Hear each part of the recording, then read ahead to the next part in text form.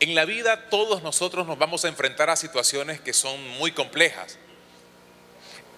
Y a menudo, cuando estas situaciones nos arrancan algo, provocan tristeza o provocan desesperación. Son dos palabras que están de alguna forma relacionadas, pero tienen una diferencia importante.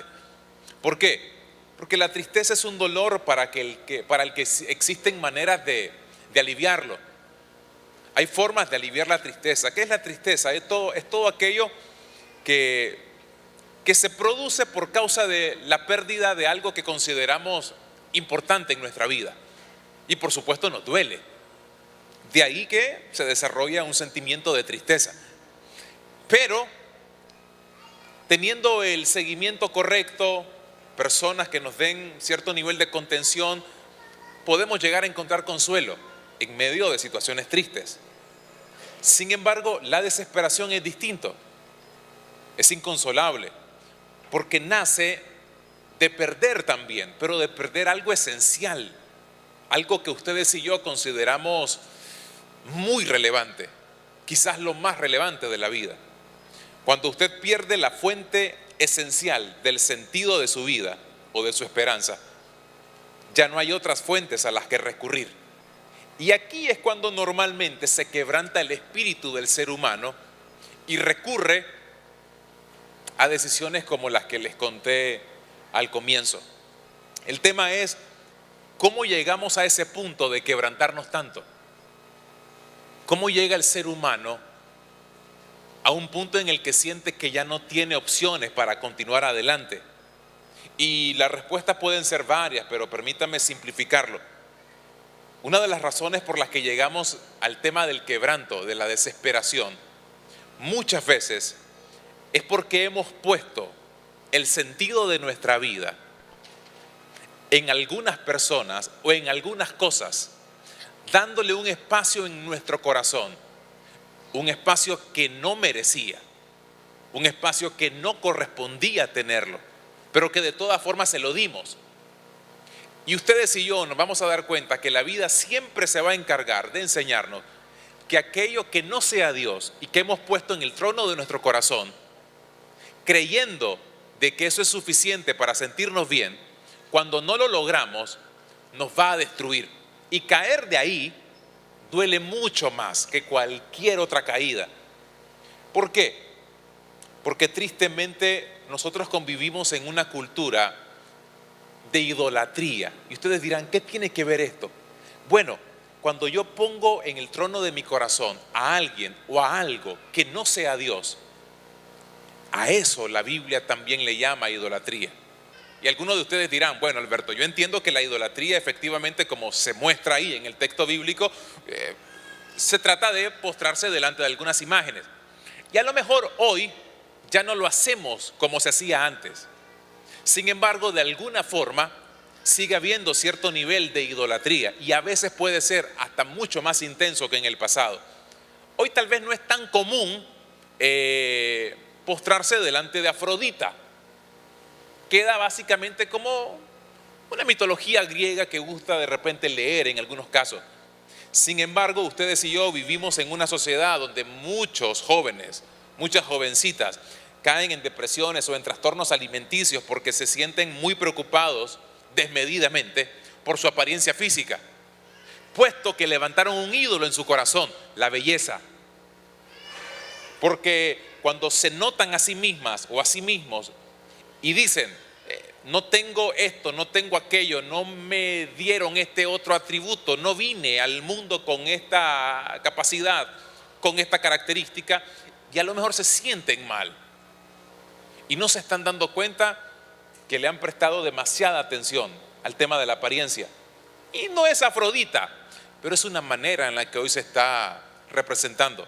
A lo mejor ninguno de nosotros le rendiría pleitesía a Artemisa, la diosa de la fertilidad y la riqueza.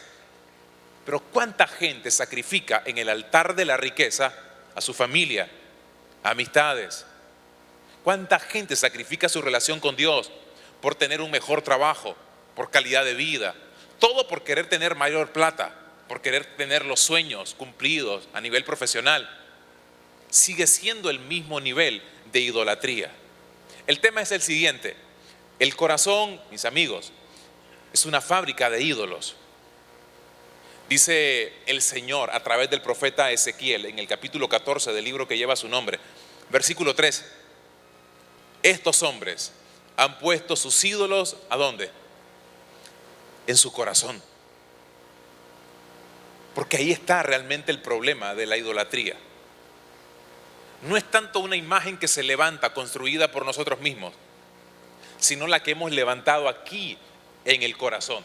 Ahora, todo puede ser un ídolo en nuestra vida, convengamos en eso. Todo, cualquier cosa e incluso personas pueden ser ídolos. De hecho, el Señor, en aquel famoso decálogo que le compartió a Moisés, comienza justamente hablando de esto. Noten lo que dice Éxodo, capítulo 20, versículo 2 en adelante. Yo soy el Señor tu Dios, le dijo a Moisés. No tengas otros dioses además de mí. No te hagas ninguna imagen, ni nada que guarde semejanza con lo que hay arriba en el cielo, ni con lo que hay abajo en la tierra, ni con lo que hay en las aguas debajo de la tierra. No te postres delante de ellos, ni los adores. Ahora, el Señor no diría esto si no supiera que efectivamente los seres humanos tenemos la tendencia a levantar ídolos en nuestro corazón. El Señor estaba convencido de que el ser humano es muy vulnerable a poner en el trono de nuestro corazón a cosas o personas que no deberían estar ahí y que en todo caso le competen al Señor. Ahora, como les dije, somos una fábrica de ídolos. El problema es que muchas veces creemos que el ídolo solamente está representado en asuntos que son evidentemente malos. Algunos dirán, es cierto, Alberto, yo veo que mucha gente ha levantado al dinero como un ídolo. Pero es fácil darte cuenta de que es un ídolo, porque básicamente mucha gente vive por la plata. Y es como el lugar común en el que caemos cuando hablamos de idolatría de manera contemporánea. Pero en realidad la idolatría también a veces tiene un rostro aparentemente bueno. Idolatramos cosas que no necesariamente son malas, pero que al ponerlas en el lugar equivocado, lo levantás como un ídolo. Y aquí es donde se vuelve importante esto. Porque muchas veces ustedes y yo ignoramos justamente que estamos cometiendo este error. Todo puede funcionar como un Dios falso, en especial las mejores cosas de la vida. Noten por favor esta lista. Todo esto se puede convertir en un ídolo y en algunos casos ya lo es en la vida de muchas personas. La familia, los hijos, la carrera profesional, ganar dinero, los éxitos y el aplauso de los demás, guardar las apariencias, conservar la posición social. Una relación sentimental también se puede convertir en un ídolo. La aprobación de nuestros iguales, unas circunstancias seguras y cómodas, la competencia, la capacidad, tu belleza, tu intelecto, una gran causa política. Muchas personas hacen que su vida gire en base a ideologías políticas. Y su vida tiene sentido si, solo si se dedican a esa gran causa social, ideológica. La moral, la virtud, incluso las iglesias no estamos exentas, los ministros no estamos exentos. Incluso el éxito en el ministerio cristiano se convierte también en el ídolo. La pregunta es, ¿por qué tenemos esta tendencia? Y básicamente hay 4 razones. Porque de alguna manera la idolatría, el levantar o poner algo en el corazón de nosotros, nos promete 4 cosas. Lo miraban ahí en pantalla. Número 1, trascendencia. Es decir, yo me hago convencer a mí mismo de que si tengo eso, de que si logro eso, si conquisto aquello, mi vida tendrá relevancia. Si tan solo lograra esto, mi vida tendría sentido. Me sentiría pleno. Número 2, seguridad. Porque el ídolo que yo levanto, justamente lo levanto porque pareciera que me promete vivir mejor, más seguro, más tranquilo y pleno. Porque a ver, una vez más, todos tenemos en común que hay vacíos en nuestra vida. Y como llegamos a descubrir que todos tenemos vacíos Y aunque no necesariamente nuestros vacíos son los mismos, nos compartimos los mismos vacíos. Algunos tienen vacíos emocionales, sentimentales, económicos, de salud, de sueños, de familia, lo que ustedes quieran. Todos tenemos distintos vacíos. El ídolo que usted y yo levantamos apunta justamente a llenar ese vacío.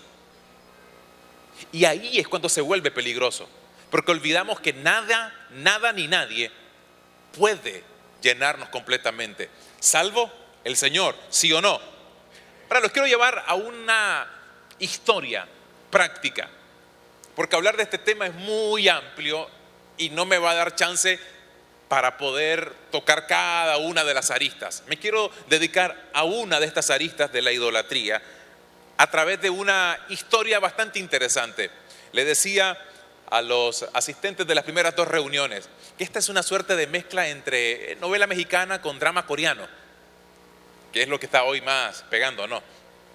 Tiene esa trama bien interesante, bien romanticona, pero a la vez con unos giros bien particulares. Me refiero a la historia de Jacob, Raquel y Lea. Un trío ahí medio interesante. No pudiera decir que un trío amoroso, porque no es que se amaban todos necesariamente. Pareciera que sí, pero en realidad no es amor lo que les vincula. Es otra cosa que vamos a ir descubriendo poco a poco. Pero me voy a adelantar con la historia de Jacob porque quiero irme a los detalles propios de la historia de estos tres personajes. Pero necesito que entiendan el contexto de Jacob. Jacob, recordarán muchos de ustedes, hijo del gran patriarca Isaac. Y creció como un niño mimado de mamá. Parece que papá tenía mayor preferencia por el otro hermano, Esaú. De tal manera que él se sentía a lo mejor rechazado y aceptado por mamita. Creció y él aspiraba a tener algo que su hermano por derecho iba a conseguir: la bendición de ser el primogénito. Y como vino el tiempo de tal bendición, él le engañó a su papá y se hizo pasar por el hermano. Recordarán ustedes la historia. El hermano se puso muy enojado, Esaú lo quería matar literalmente, así que Jacob se vio obligado a huir. Llega a una tierra que se entera que el dueño es un familiar de él, de hecho familiar de la mamá, es tío, el tío Labán, así se llama. Y se da cuenta de que ahí puede estar seguro. Así que se queda ahí porque el tío le da espacio, refugio. Y comienza a trabajar para el tío, porque no es que iba a estar sin hacer nada. Y el tío le da a cuidar los rebaños. Se vuelve un pastor de los rebaños del tío Labán. Y entonces Labán, luego que está ahí viendo que Jacob es muy capaz, le pregunta: hey, yo no te quiero aquí ver como un esclavo. ¿Cuánto te voy a pagar? ¿Cuánto querés de salario? ¿Cuánto te debo? Y ahí aprovecha Jacob, porque mientras se había estado trabajando en aquellos rebaños, había puesto su mirada en una muchacha, una prima. En aquella época se podía, ¿oyeron? Y le gustó la muchacha. Entonces aquí es donde comienza lo que quiero compartirles. Génesis 29:16. Labán tenía dos hijas. La mayor se llamaba Lea y la menor Raquel.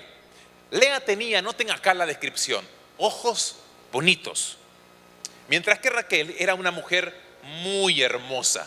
Cuando ustedes leen este verso, el 17, en otras versiones van a descubrir que hay unas diferencias sutiles pero importantes. En la Reina Valera dice que tenía ojos delicados. En otras versiones se traduce como no tenía luz en su mirada. Pareciera que no están muy convencidos los traductores de cuál es realmente la forma correcta de traducir este texto. Lo que sí queda claro, porque en el hebreo parece como que muy complejo el asunto de la traducción, lo que sí quedaba claro es lo siguiente: si ustedes le preguntaban a la gente, ¿y Raquel cómo es? Hermosísima, una mujer preciosa, linda Raquel, cabello, cuerpo, rostro, ojos, tiene todo. Y Lea tiene bonitos ojos. Es como cuando nos dicen: es feo pero tiene gracia, ¿no? Está feíto, flaquito, pero tiene gracia. Y Lea era Betty. Eso era Lea. Entonces continúen con la historia. Verso 18. Como Jacob se había enamorado de Raquel, dijo a su tío: me ofrezco a trabajar para ti 7 años a cambio de Raquel. Ahora, aquí no es un ofrecimiento cualquiera, en realidad está dando 4 veces más de trabajo de lo que se acostumbraba en aquella época. Digo, está pagando un alto precio. Era normal en aquella época dar un dote a la familia de la muchacha que vos pretendías. Y aquí Jacob estaba dando bastante dinero, al menos en forma de trabajo. Y Labán le contestó: es mejor que te la entregue a ti y no a un extraño, quédate conmigo. Así que Jacob trabajó 7 años para poder casarse con Raquel, pero como estaba muy enamorado de ella, le pareció poco tiempo. Se mira muy romántico el asunto hasta ahí.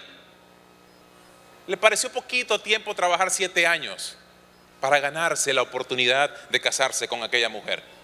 Llega el versículo 21, sí, han pasado los 7 años del trabajo. Viene la oportunidad de tener entre sus brazos a Raquel. Entonces Jacob dijo a Labán: ya he cumplido con el tiempo pactado. Dame mi esposa para que me acueste con ella. Digo, miren la forma tan atrevida en que lo está diciendo. A ver, tío, ya cumplí. Dame a Raquel para que me acueste con ella. En el hebreo, ese texto es más gráfico, más crudo y sexual, si ustedes quieren verlo.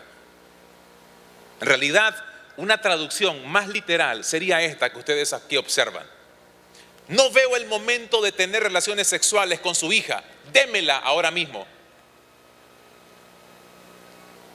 Y ahí ya no se mira tan romántico el asunto.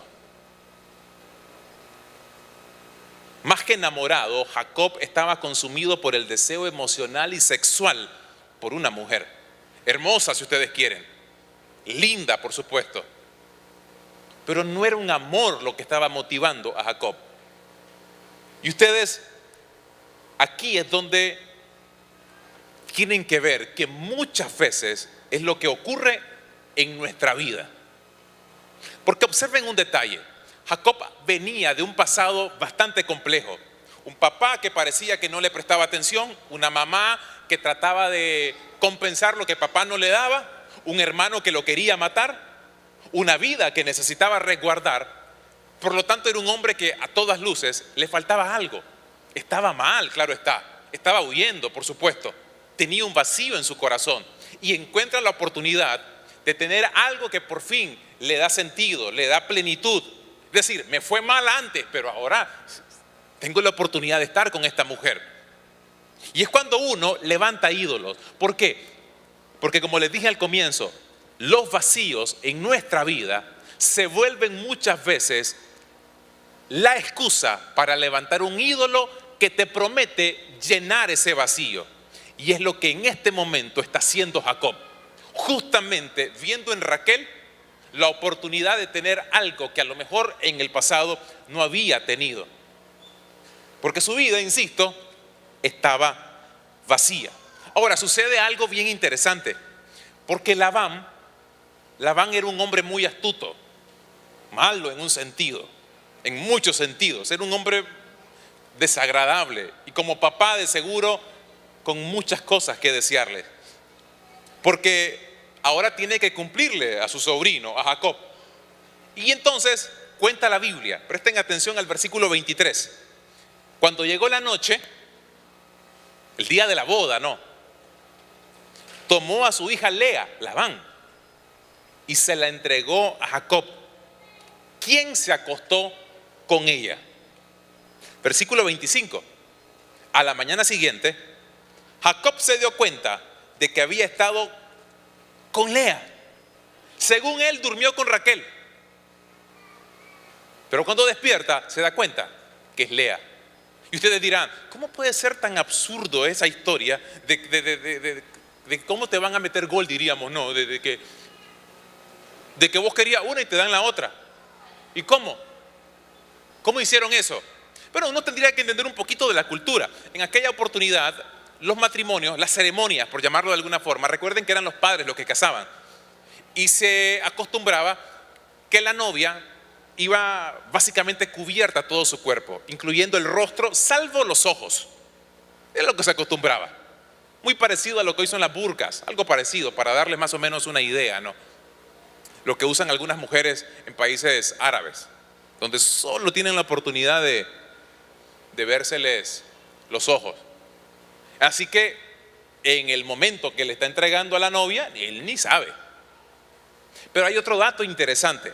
Tras la ceremonia, lo que ocurre es una fiesta y el hombre acostumbraba a emborracharse.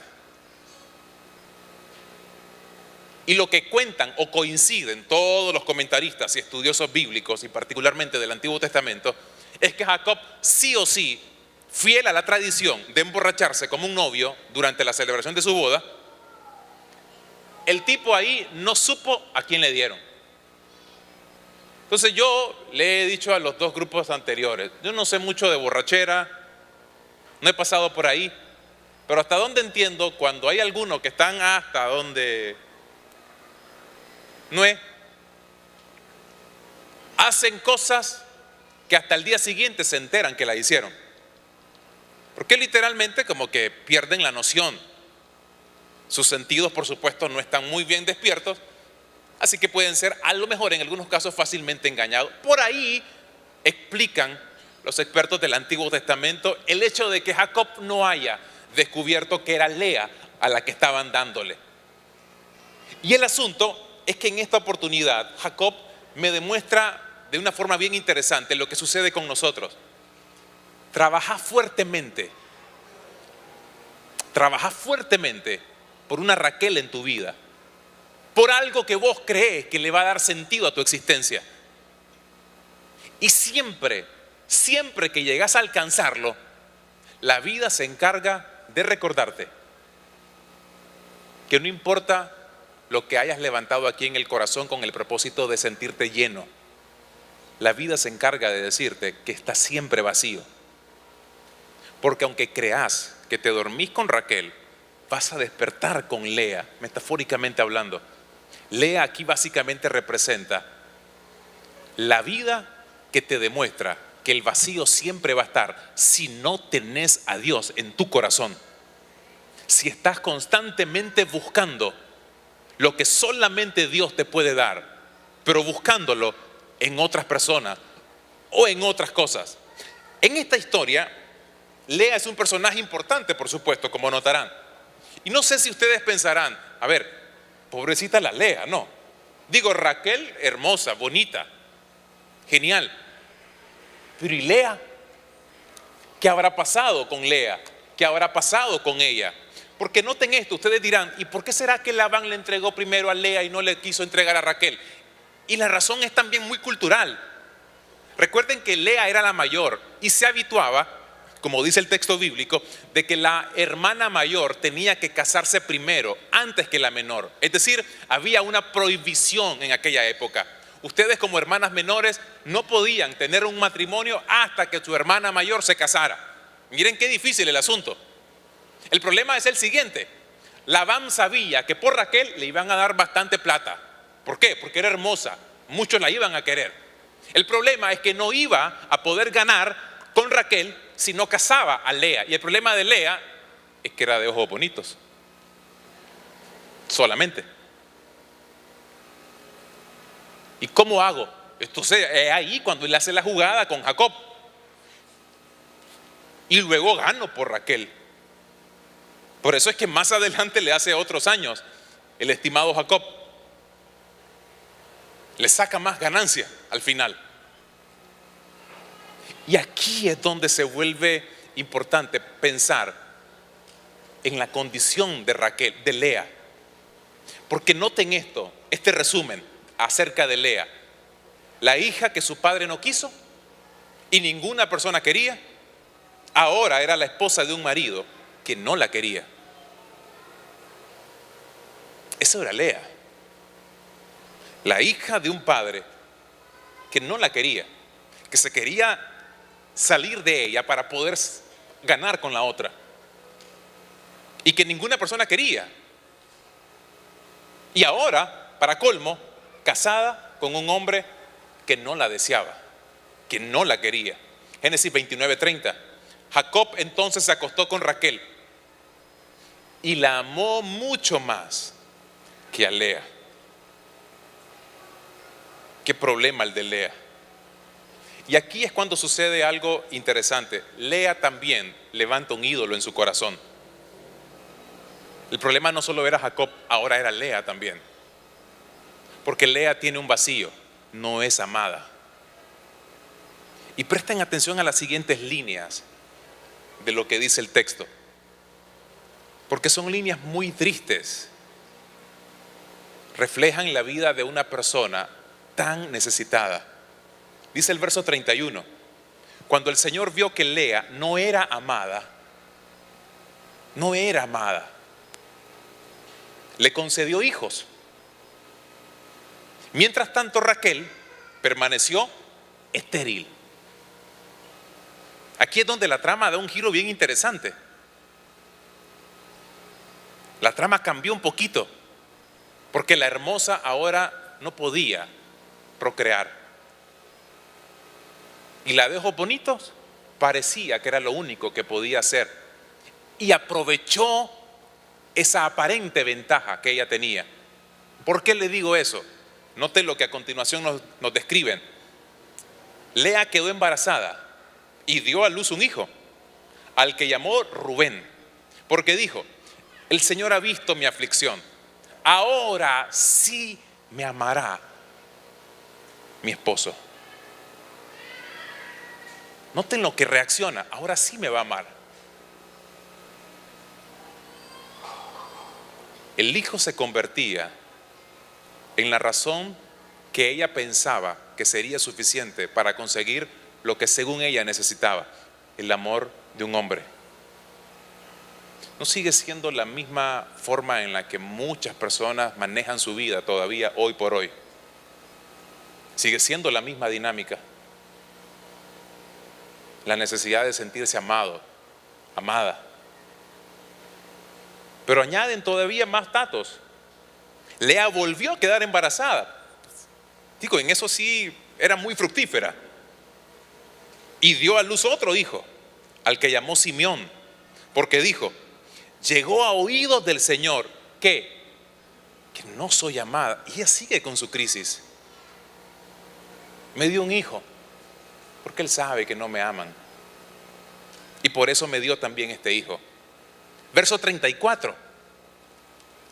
Luego quedó embarazada de nuevo y dio a luz un tercer hijo, al que llamó Leví, porque dijo, se vuelve a repetir lo del primer hijo: ahora sí me amará mi esposo, porque la tercera es la vencida. Ahora sí. Y esto no solamente pasa en los matrimonios, pasa en relación padre-hijo. Muchas veces he conocido casos de hijos que sienten que cuando sacan un 100 en sus calificaciones, ahora sí van a ser amados por papá y por mamá. Porque cuando sacan un 60, un 70 o dejan la clase, no se sienten amados. Y parecería algo muy sencillo, insignificante, irrelevante, pero no se imaginan cómo a través de los años esa mentalidad en la secundaria se lleva cuando ya es un adulto. Nos ha tocado ver personas justamente en esa condición, donde sienten que se tienen que ganar el amor para sentir que la vida tiene sentido. Insisto, pasas en los matrimonios, relaciones padre-hijo y quizás en cualquier otro ámbito, a lo mejor también en lo laboral, para sentirte aprobado, afirmado en algunas cosas. Todos luchamos con algunos ídolos que hemos levantado a lo mejor por ese lado. Ahora sí me amará mi esposo porque le he dado 3 hijos. Un comentarista bíblico decía lo siguiente: con todo nuestro respeto por esa mujer, refiriéndose a Lea, de la que tenemos mucho que aprender, significa que independientemente de en qué pongamos nuestras esperanzas, por la mañana siempre es Lea y no Raquel. No importa lo que hagas, aunque siempre creas que es Raquel la que estás buscando para dormir, te vas a levantar con Lea, Porque siempre habrá un vacío. Ahora, podés hacer una de estas 4 cosas que a continuación les comparto.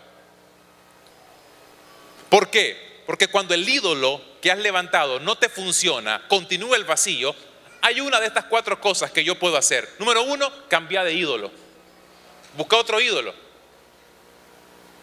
Bueno, no vuelvo a rehacer mi vida, no vuelvo a intentar a rehacer mi vida, no vuelvo. Me voy a dedicar, y algunos comienzan a dedicarse al trabajo nada más.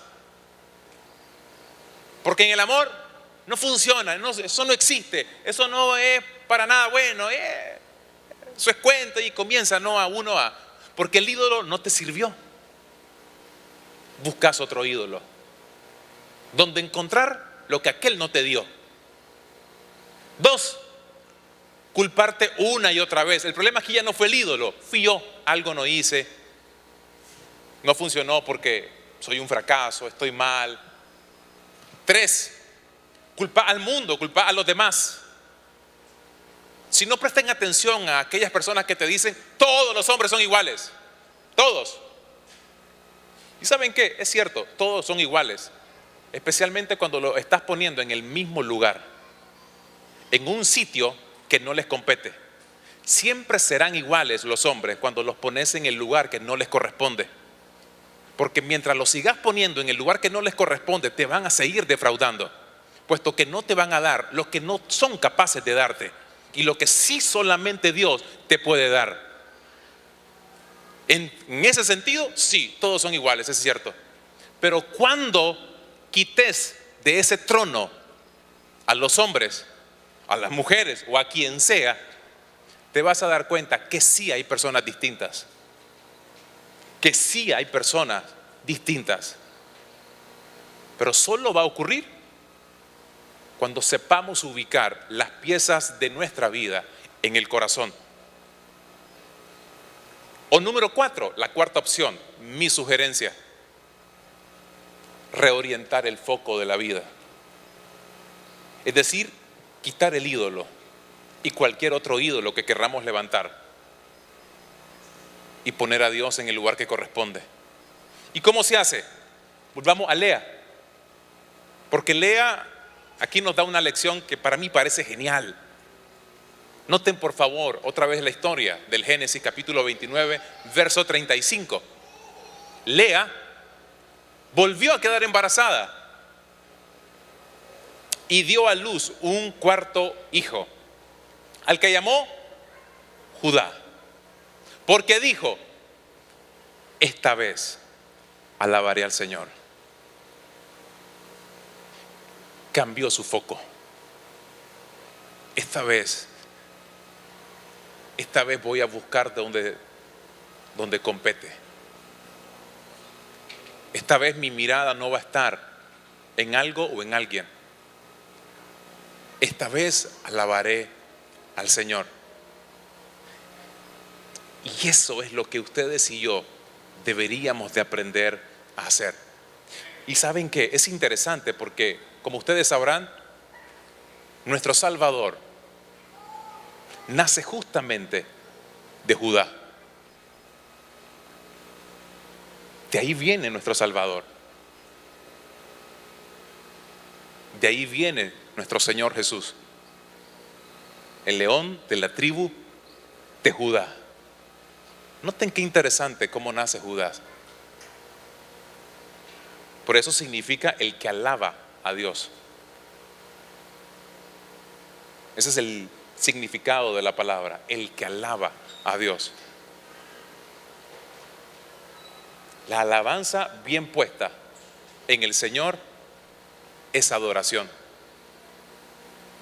La alabanza puesta en otras personas es idolatría. Comenzó a cambiar su perspectiva Lea, al menos en esta etapa.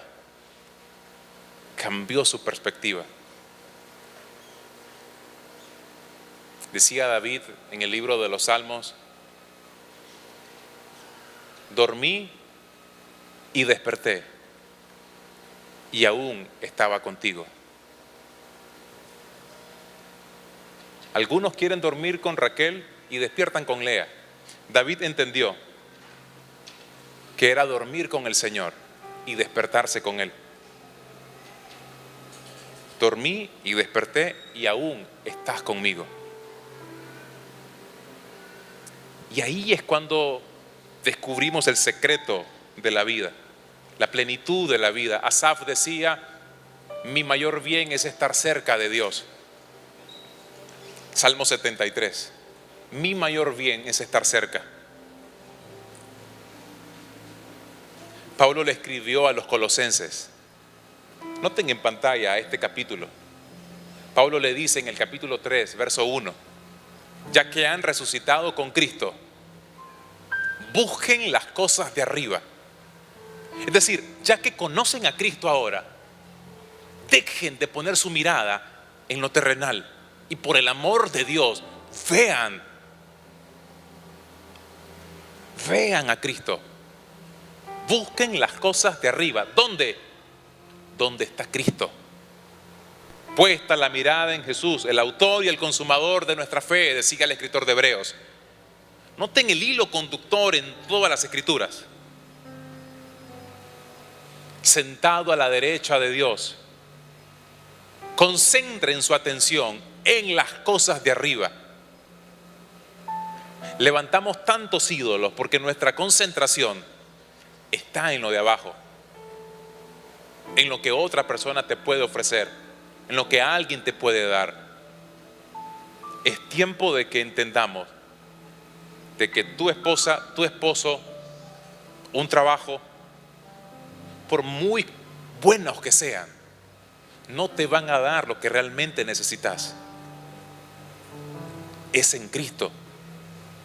Es en Cristo. Y luego añade: pues ustedes han muerto y su vida está ¿qué?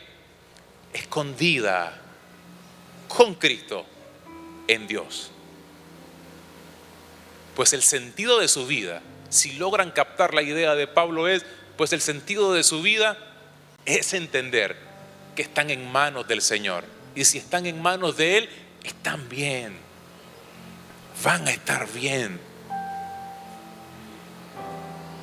Y el vacío que sentís no lo vas a llenar con otra persona, no lo vas a llenar con un mejor trabajo, con un mejor salario, con el cumplimiento de algún sueño, proyecto. No, eso todo está bien, no está mal. Háganlo si pueden hacerlo. Pero no lo van a llenar con eso. Esos van a ser una suerte de caricias para el alma. Van a sentirse bien, les va a gustar. Pero luego va a pasar el efecto. Porque los ídolos funcionan como las drogas, como las adicciones.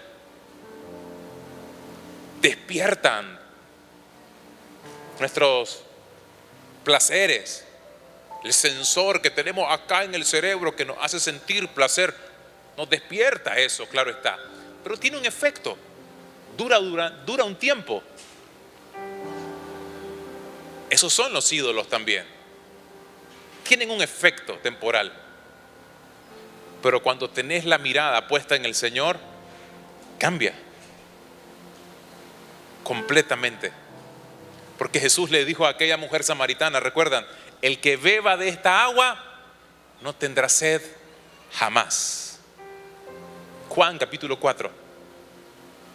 Porque aquel que beba de esta agua jamás volverá a tener sed. ¿Cuál es el desafío? Aprender a beber de la fuente correcta. La fuente de la que ustedes beben definen lo pleno que se van a sentir o lo sedientos que van a estar. Lo pleno o lo sediento que vamos a estar.